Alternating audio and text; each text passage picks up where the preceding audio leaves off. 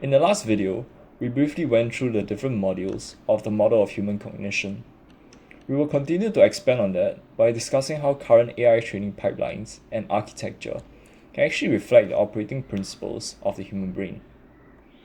Typical LLM training pipelines involve three main phases: pre-training, supervised fine-tuning, and reinforcement learning.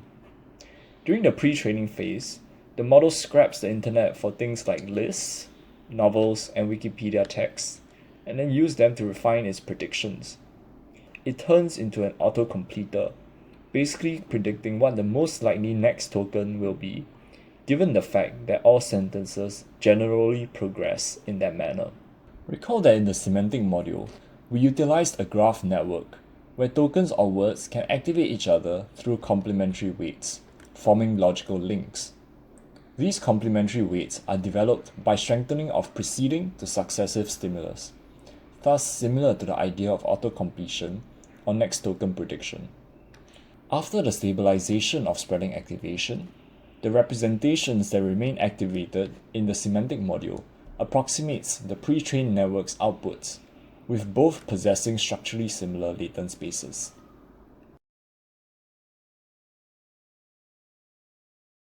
After the pre-training phase, the model is trained through supervised fine-tuning and reinforcement learning, where backpropagation is used to update weights within the network.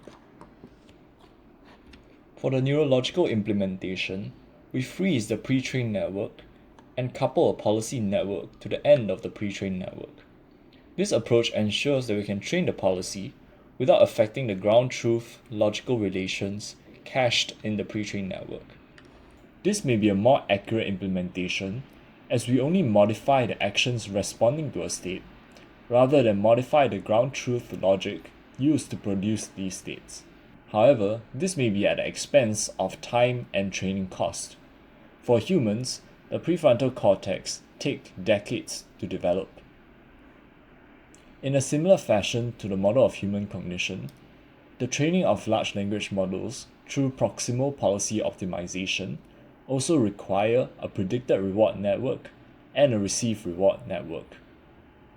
Chain of thought is similar to the idea of recursive thinking explored in the model of human cognition, where thoughts are either represented through imagery, verbalized, or transferred onto external actions, such as through volitional gaze control or writing on a piece of paper. By this chain of thought, is it possible to have chain of actions? Perhaps we can represent the definition of a particular object not by its semantic meaning, but in terms of actions. For example, we can define my favorite couch to be move left 10 units, move forward 15 units. Retrieval augmented generation, in the context of the human brain, may involve the retrieving of past experiences through auto-association of episodic memories, triggered by relevant cues. So, if the current context is similar to relevant cues, past information can be auto-associated and utilized for the current task.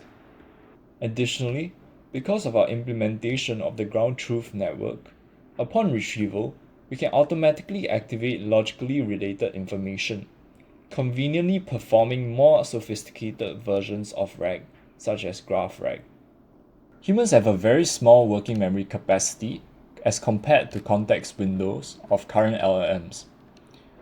This is circumvented either by compression of information into summaries or by storing past information as nibble memory in the hippocampus, which can then be retrieved when presented with a relevant cue.